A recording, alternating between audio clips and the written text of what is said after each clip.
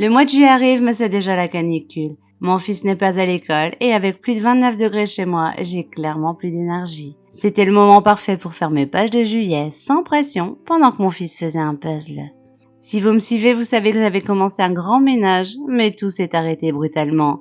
J'avais retrouvé un bloc de chez Action qui est plus vieux que mon fils. Entre chaleur, nostalgie et rapidité d'utilisation, j'ai pas réfléchi plus loin.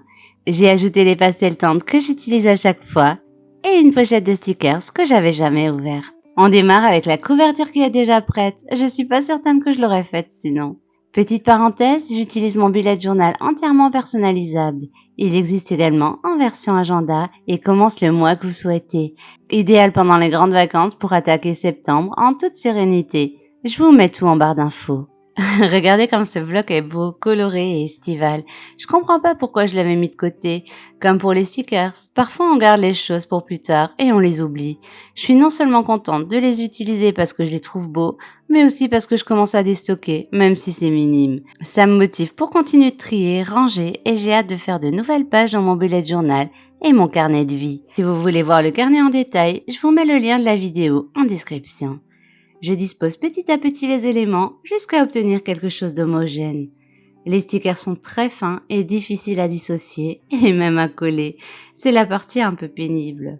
La cassette, ça me rappelle tellement de bons moments, ça me rend nostalgique. Dites-moi si vous avez connu cette époque ou si vous savez quand même ce que c'est. J'ai d'autres pépites comme celle-là pour les pages hebdomadaires. Je note les vacances de mon fils avec un pastel tendre rose. Je finis avec une dernière touche de couleur pour un maximum de peps. Je fais pareil pour la vue mensuelle. Je commence par les vacances de mon fils et je mets quelques images en déco. J'avais oublié le stickers de l'été sur la couverture, donc je l'ajoute. Je l'avoue, j'aurais pu coller le stickers avec la pastèque bien avant. J'utilise toujours la page de gauche pour équilibrer au mieux mes rendez-vous et ne pas me surcharger quand je peux l'éviter. Je vais continuer d'utiliser la page de droite uniquement pour les choses urgentes et importantes. J'ai prévu d'avancer un maximum sur mon ménage à fond, donc cet été, je vais plutôt me servir des to-do list dédiées au rangement et au ménage.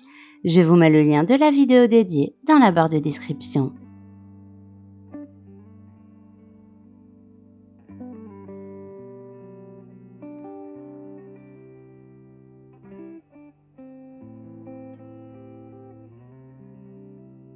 Non seulement je prépare tranquillement mon mois de juillet, mais en plus ça me détend.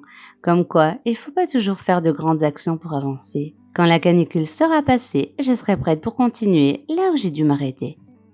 Une page de notes pour éviter de griffonner un peu partout et on peut déjà passer aux pages hebdo avec des pépites vintage. Comme pour les pages mensuelles, mes pages hebdo sont également datées, prêtes à être décorées. Un ventilateur qui a tout son sens en ce moment. Ma fille en avait un l'année dernière pour son mariage. Ça m'avait fait un bond dans le temps. Même les jeunes et mon fils ont adoré le Polaroid.